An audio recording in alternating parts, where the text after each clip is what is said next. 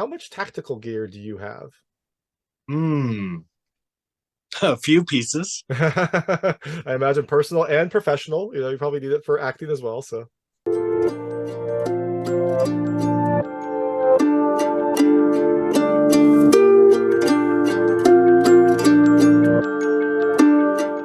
hey everyone, this is David Stark from Watch Your Pass. Today I'm talking to Sean Crampton, the co-writer and star of The Stalking Fields, which is coming to digital on January 17th, 2023. We're going to talk to him right now, and while you're watching, if you can like and subscribe to this channel, that would be fantastic. Helps me out a lot. Thank you. So thanks so much for joining me. This is Sean Crampton, the co-writer and star of The Stalking Field, which is coming to digital on January 17th, 2023. It is a hunt style film with a military and PTSD angle. Sean Crampton co-wrote it and then also starred in it. It is an interesting film. It's got some pretty good action and it has a really great setting. So thanks so much for joining me. Thanks, brother. I appreciate that. Of course, of course. So, the first question, I'm always curious, like you co-wrote this film. I know it kind of deals with some things that you have in your past or maybe things that you observed. What was the inspiration for this overall story? That's a great question. I am from San Diego. My dad was a Navy SEAL for 30 years, and then he did another 10 years contracted with them. And just so basically, I grew up around Spartans, like Mhm. that community, even before, like we were talking offline, like people didn't know what Santa Clarita was. Well, people didn't know what the SEALs were in the 90s, but I did. And now everybody sees them with American Sniper and Lone Survivor and all that stuff. So what I noticed is that their PTSD wasn't showing up the way Hollywood was presenting it. And honestly, like if you're around any military people, they're generally like pretty gallows humor, Mhm. because it's just too hot to touch the reality of what they're doing. And Hollywood likes to be somber and sad. And so, in some way, we were just like, maybe this will be a Trojan horse to get the conversation around PTSD started more and be more entertaining as like the Trojan horse aspect. And because when I talked to my father about PTSD, he would say it's behavioral avoidance. So if you got into a car accident, you wouldn't drive a car anymore. For an operator, that's you're not going to fight anymore. And so we just, artistically, I love to ask questions in the sense of what's true. And if Mhm. that's true, what else is true? So I thought, well, if it's true that a Navy SEAL could be taken out of operation for something mental, not physical, what's the military think about that? Because that's a huge investment. It costs over $1 million to train one SEAL. So we just started operating from that and kind of found it. It took a few years to find. The first draft of this was more a traditional hunt movie, like the most dangerous game or Hard Target with Jean-Claude Van Damme. Yeah, so that's where it came from, and it's deeply personal to me. It's kind of a weird timeline, but my dad, April last year, did kill himself from PTSD. Oh my gosh. I Yeah, Wow, yeah. that is terrible. I'm so sorry to hear that. And that's I imagine that was either an inspiration for this film or maybe that was like the jolt that you needed to then like finally write things down. Maybe these were percolating in your head and you're like, okay, now it's time to get Well, this done. the film was sold. Oh wow. That's Okay. I started writing this in 2015. We wrapped principal photography in 2020. So that's why it's interesting to me, at least, maybe not Mhm. to others, but what I realized is retroactively, all of my art, I write a lot, is all about PTSD in one way or another. Mhm. And it was just, I mean, what a fucking experience, truthfully, obviously. I was very close to my dad. It was a total shock. No one saw it coming. Um, Yet I had been expressing this and throughout my art and like the thing I directed in April this year is about PTSD, but it's about PTSD in civilians and not just how the military has it, but everybody has it to a degree. So it was showing up everywhere. So it's kind of just odd and crazy and brutal, but also a lot of beauty in it because now we're having the conversations.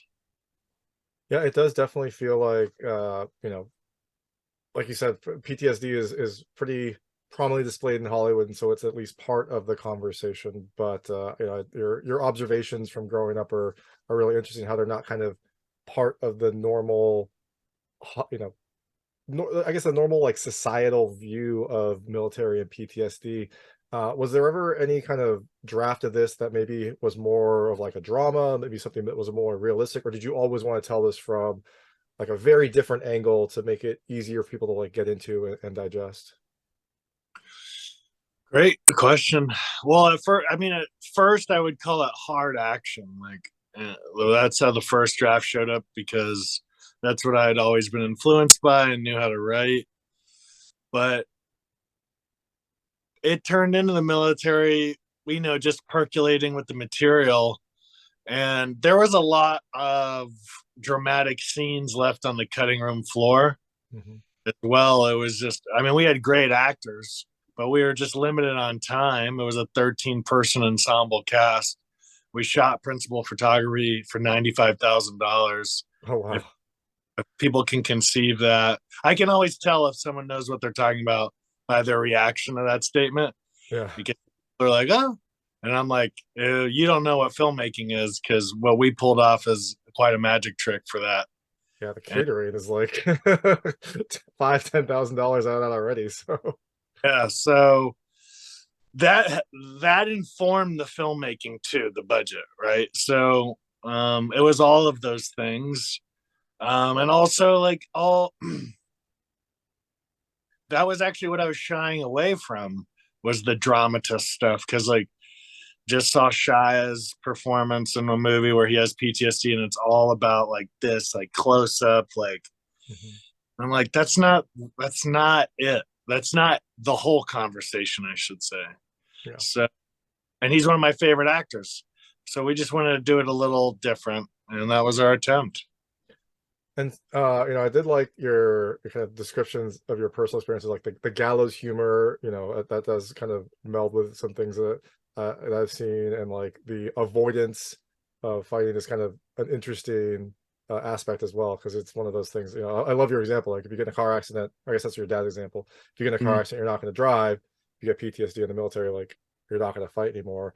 Um, I guess how did your dad deal with it? Or it sounds like it was always with him, but were there things that he did to deal with it that are in this film, or things that he did to kind of like overcome some of the day-to-day struggles with PTSD that he had? Well, we didn't find out he was diagnosed till after he died. Oh wow. So that was fascinating. The military showed up, and I'm not mad at the military, right? They're people trying to just live their lives too. But it was fascinating how fast that got swept up. He's listed as a killed in action. So think Oh, about that. Here to look, you see a guy killed in action. If you've ever seen the news ticker and you're like, it's like Lieutenant Corporal killed in Afghanistan. You're like, how? It's 2020. Well, it was probably a suicide. oh wow. So I say that all to say we didn't know he had it. And when we'd poke and prod, there was no getting in. So we were only told he was diagnosed in 2010 from a tour he had in 2009. He did 13 deployments, which, if people know anything about the military, like four is a lot. Like they don't even let you do that anymore. That's how bad it is. And he Mhm. did fucking 13. So what I talked to him more about was some gun stuff, like weapon stuff for the film, just the more minutia stuff. Because anytime I'd bring up the more serious subjects, it was deferred. He'd talk about other people. He didn't like talking about himself. So Yeah. that was my experience there. 13 deployments. I mean, the military is a hard life already, and that must have been hell on you and your family. Yeah, it was That's really. just tough all around. It was basically it was like an absentee father without knowing it because you had the idea that he was there, but he was gone. In the '90s and early 2000s, they couldn't call. Mhm. Special warfare guys couldn't call home because they might give up their location. So they said maybe they just didn't want to call home, which is true too. Young military guys. So yeah, Very, very, it was not easy. I knew it wasn't easy when at the retirement ceremony for him, they had a whole section for the family. Like they thanked us. And that was my first indicator, like, oh, we sacrificed something too. I just don't know what it is yet. And then years of therapy revealed that. Yeah, yeah, definitely. I mean, I think that's it is definitely hard on the service member, but then the family goes through their own sets of traumas and their own sets of life difficulties that are tough to quantify as well. He loved it. Yeah. It was a dream job, you know, but nothing's for free in life. Every gift has a curse and vice versa. True story. Okay, so the next question is, you know, you co-wrote this. How did you find your co-author? I know that you and your co-author both have some sort of, you know, military in your family. So did you meet through those circles, or had you known this person before, or you just kind of like decided to start writing it at the same time? Like how did this collaboration happen? That's great. Great question. So Jordan Wiseley's my partner on this. My ride or die. My write or die. Produced. We had other great producers on there. Brooke. Oh my God, so good. Tori, Rudy, Josh, Rick. So there was a lot of good producers, but Jordan and I were the first. And it was a weird Hollywood story. You know, we were at a gym and I was introduced to him. And I'm from a like pretty deep sports background, meaning I don't meet a lot of people who have competed at the level I have. So when you do, you kind of have a connection. And I just instantly was like, there's something about this Jordan guy. I know he's going to work his ass off. And I don't meet that a lot in Hollywood. I don't know what your experience was, but my experience in Hollywood is there's a lot of this and very little of this action. Um, and I've been out here 15 years, so I've had my moments of that too. No judgment. But when I met Jordan, he didn't have any experience with writing, but he had just booked like a series regular TV show. So I knew he was talented. And I just said, hey, I'm writing this. I'd already had a draft. It was called The Hunt at the time, no military. Mhm. But let me tell you, Jordan's contribution is 50-50 to, you know, so that's why he's a co-writer, because we did drafts for years together. But I just asked him, are you committed? And he was like, yeah, I'll be there every day. And he was. And so and he's still one of my great friends to this day.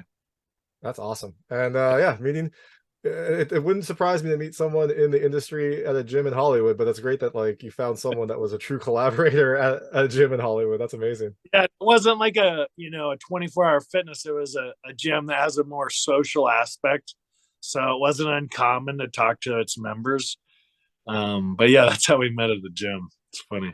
That's awesome. And so you know, you co-wrote this, you also star in it. Did you write this with the idea that you would star in it, or did that just kind of happen as you know, as all indie films look at their budget and they're like, how am I going to pay for this? Like, well, I guess I can like take on the lead role and not get paid and try to get this done. Like, how did that you know, end up happening? Love the question. So I moved to LA for acting, and I was, gift and curse example coming in. I met with a manager. I was 21. There was some seedy manager in Culver City. Like, yeah, this like I remember this like greasy ponytail and ferrets like in this place. I was like, where am I? That is straight out of like a comedy show. That's amazing. For acting, I'd been wanting to do it my whole life, have been. And he was like, you're too fat, you're too white, you're too old, and I'm like, I'm 21. Like, what? So it was harsh to hear. I'd been in LA a month and he's telling me no, no, no, no, no, for reasons I can't control. And I go, I can either, and I actually talked to my dad about it, and he was like, fuck that. Like, don't listen to anybody. And so I just realized no one's going to give it to me. Mm-hmm. And so by chance and by volition, I was able to co-found a sketch team, and we produced over 100 short films over the course of 5 years, where I wrote, I edited, I directed, but I always acted too. Mhm. And so by the time I got to Stalking Fields, I wouldn't say the acting was easy, but I knew how to prepare for it while like also simultaneously running other positions. Because the trap for anybody out there who's doing a dual position with acting is you don't prepare the acting part because you're like, I'm the writer, I'll know. I'm the director, I'll know. If you're doing serious work, you don't know, and you need to almost prepare your acting part even more. And so to answer your question super specifically, initially I wrote it to be in it, but Mhm. then some of the earlier drafts of the Stalking Fields, so when it had the military aspect, there were parts I was like, I could do the Lance part, I could do this part, but nothing's like really screaming at me. So believe it or not, my character was the last addition to the script. Oh wow. Yeah, I know. But we were learning. We were learning. Writing's hard to do excellently. And so we were doing all the mistakes you would make as you try. But that didn't stop us. That's the thing. We weren't going to like fold in just because we were maybe writing a bad script potentially. But Woodman was the last one to be added in. And, you know, I got to be honest, everybody was super supportive because I had done the work as an actor beforehand. And it was, in a sense, like I was spearheading the project. It was a lot of me alone for a year pre production, Mhm. a lot of me alone in post production. Not always, for sure not, but there were several points where if I stopped, the movie stopped.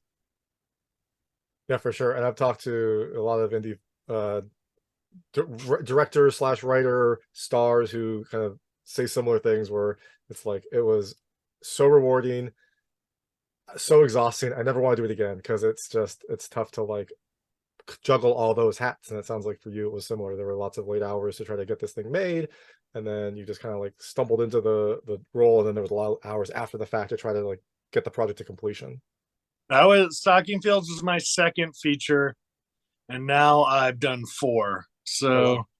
So it was an experience, that's for sure. It was exhausting. I'm glad to put her down. Down to glad to just put it out to pasture, I guess. Put it out into the fields. Yeah. Um, Now you didn't direct. You decided you only wanted two. You didn't want to do the trifecta.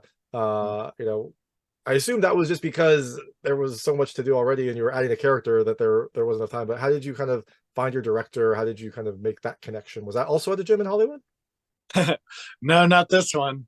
But we met in acting school prior, where I'd known him maybe 8, 9 years. I knew he was a great actor, and he was an army sniper. Oh wow. I knew he had the experience. But I hired almost everybody on the picture personally, and I interviewed everybody beforehand. And of course, like the big positions, we had joint conversations about with the other producers. But I met with everybody because I wanted to try an experiment on this production where, yes, he's the director, but it wasn't as much. It's not a typical director. Basically, I had Ric focus on the story and the acting, and I had my DP focus on the picture. And you might be like, yeah, yeah, yeah, but I actually mean that. Like the DP had the final say on the visual, Oh wow. and my director had the final say on the storyline. And if I knew if I could get their egos out of the way and not like, but this is the way it's supposed to be. And I'm like, well, every movie's a brand new enterprise and shouldn't be judged on previous experiences because this is the way this gets done. And my thought was, if I hire three indie directors at three different positions, then I'm going to be in good shape because all of them have done something where they took it all the way to the finish line. Mhm. And a lot of people can't say that. And they know what it takes. So Rudy, who produced, was an indie director, Ric, and then our DP. And it was kind of this multi-headed beast where there was a lot more collaboration and input. Like Ric moved to Texas during COVID. So me and Jordan were in the editing room. So I essentially edited the film with Rudy. Oh wow. really different experience. And Ric wasn't happy at times. I mean, like, it happens on set. It wasn't the whole time, but he absolutely crushed his role. Like, he did such a good job. The actors are always so they commend him. So it was an experience and it was an experiment, and it was what I thought was necessary to get this one done, and it worked. Yeah, worked out. The movie got made. Yeah. I'm always curious when I've got a writer who is like part of the film as well. How was it kind of seeing your script translated? Like, did you let the actors kind of like freeform it? Was it kind of more trying to stick to the script? How did you kind of deal with the dialogue and kind of the things that were written, or did you just kind of hand it off to the people that you knew could do it, the director and the DP, and just say, "You do it. Here's the basis. Go ahead." It was both. It was both. I'm not precious with my words. Mhm. Neither is Jordan. Jordan's like, super like whatever it takes to get it done. So, and I knew every actor. I had worked with them or hired them before. Again, and we auditioned 70 actors, I think, but that's part of my method. Mhm. Is, do we know the point of the scene? Like, if you're a trained actor, you understand what material you have to keep within a scene if you're improvising. But honestly, I would say they were pretty on the dialogue.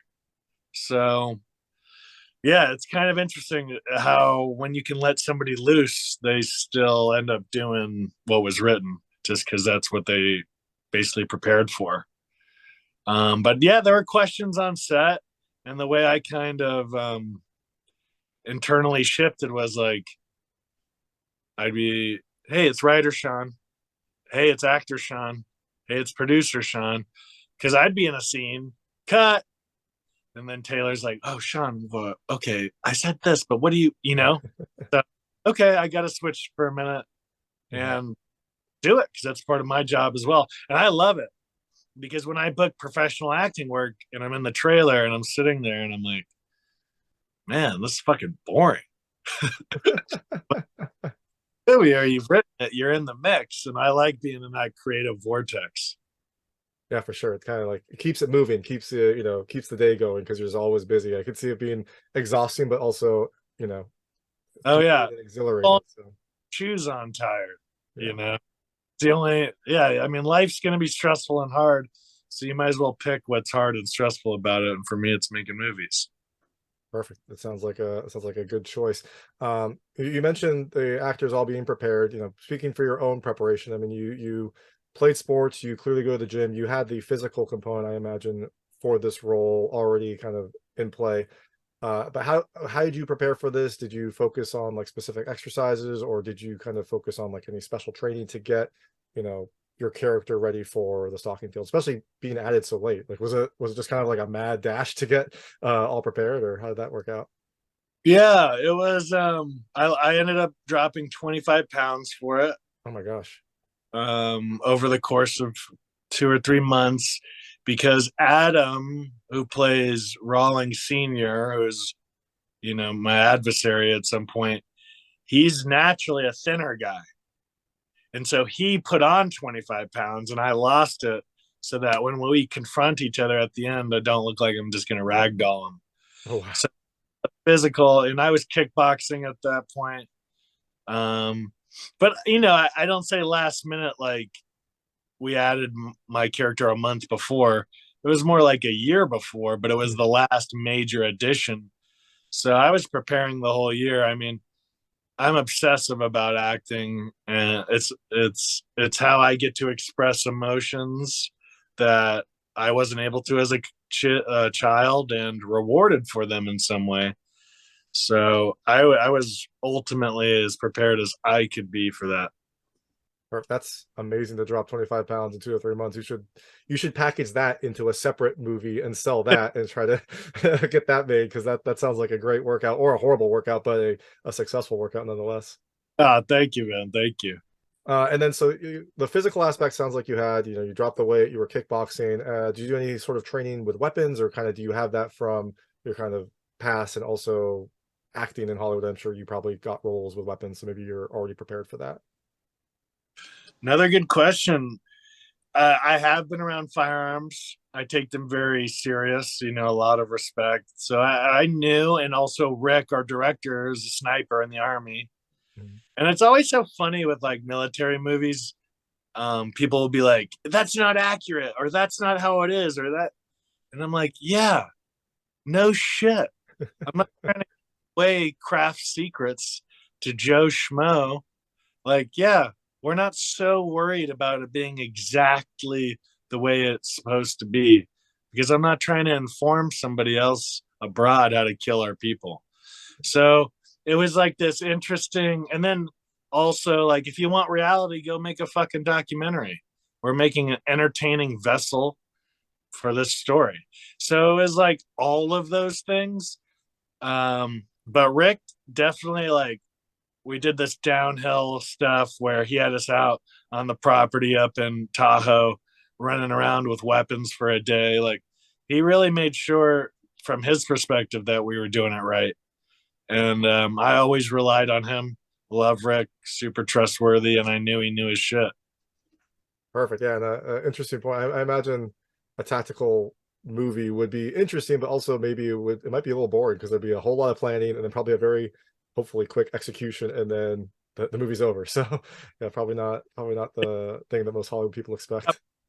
From military people are like, that wasn't accurate. And I'm like, yeah, duh.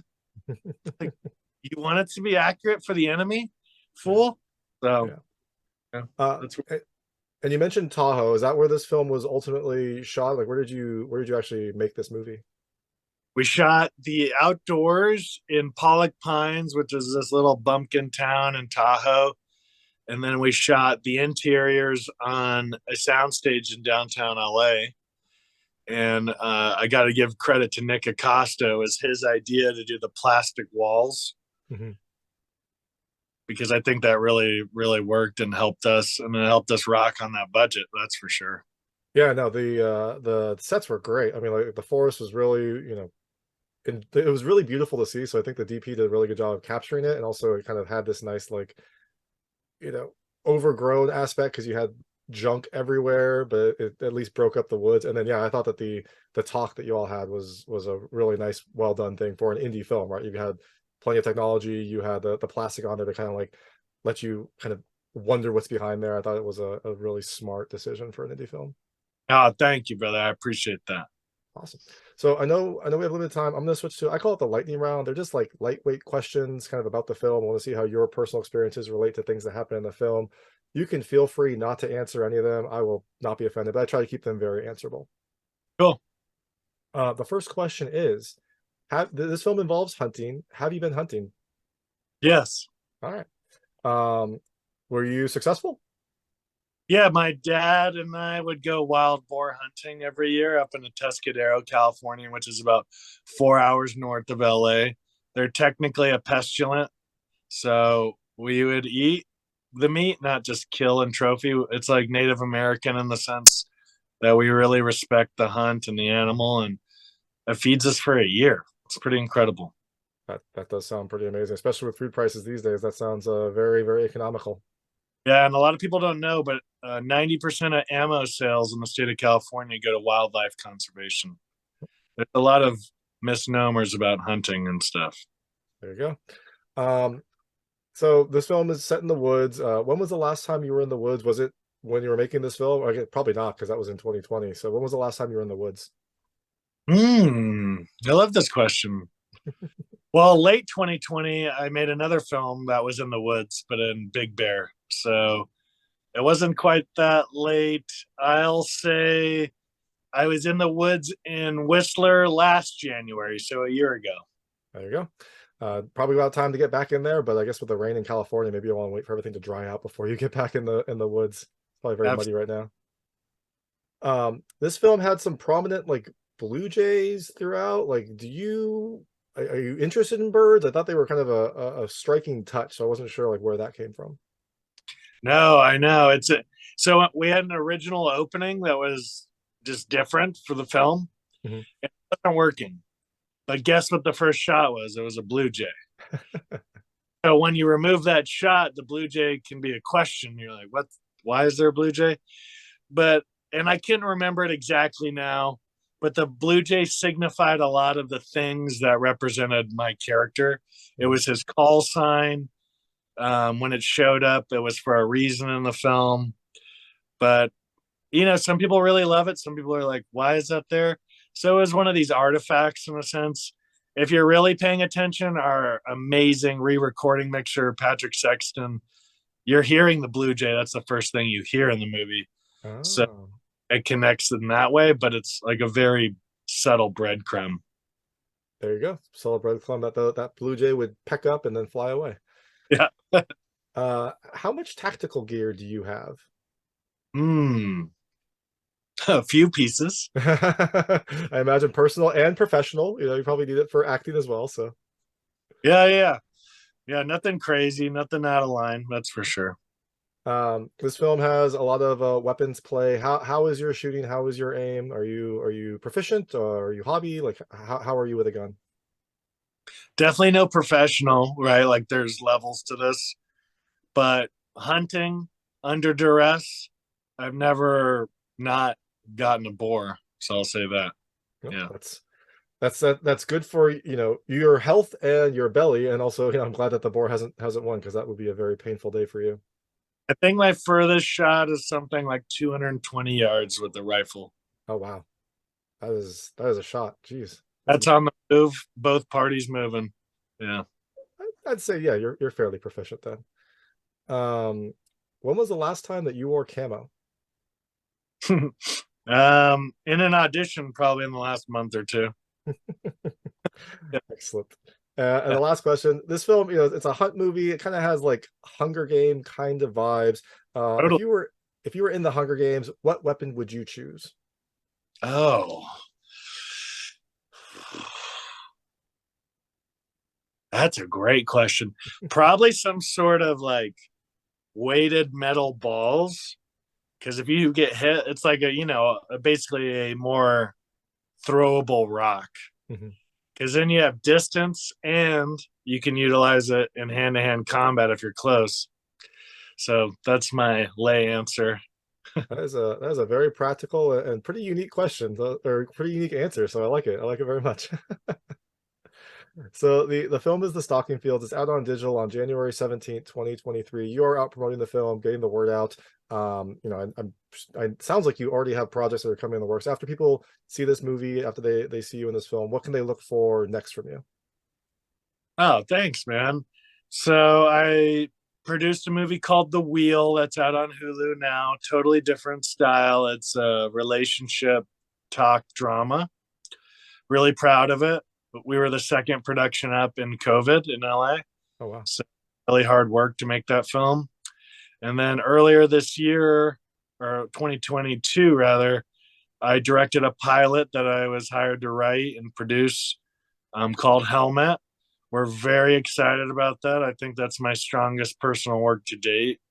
And then in July through September of last year, I produced another film called Good Bad Things that's probably a month away from picture lock in post. Awesome. So yeah, it sounds like you're staying busy. You got a lot of projects in the works that people can check out. For people want to keep up with that, keep up with you, how can people follow you? What are your socials so that people can follow you and follow your career? Oh, thanks, man. I've actually got an online film school too called the Rebel Filmmaking Community. So it's geared towards anybody who wants to know how to make a film at any level because I've been doing it for a long time. And I've even got a few students, which is kind of crazy to me, but it's been cool. And so, because I spent 2 years building this course, and so if you search Rebel Filmmaking, that'll bring you to my other links. My production company is the Bloomfield Boys. So Bloomfield Boys Productions on Instagram or any of the other sites. And then my personal name, Sean M. Crampton, is my other handle. So I've got those three. Awesome. Well, that a lot of ways you can connect, a lot of films you can see. This is Sean Crampton, the co-writer and star of The Stalking Fields. It comes to digital on January 17th, 2023. Thanks so much for your time. Thanks, David. That was Sean Crampton, the co-writer and star of The Stalking Fields, which is coming to digital on January 17th, 2023. It's an action survival film that has loose ties to the military and PTSD. If you like this interview, please like and subscribe to this channel. It helps me out a lot. Make sure all my new content goes straight to you. Thank you.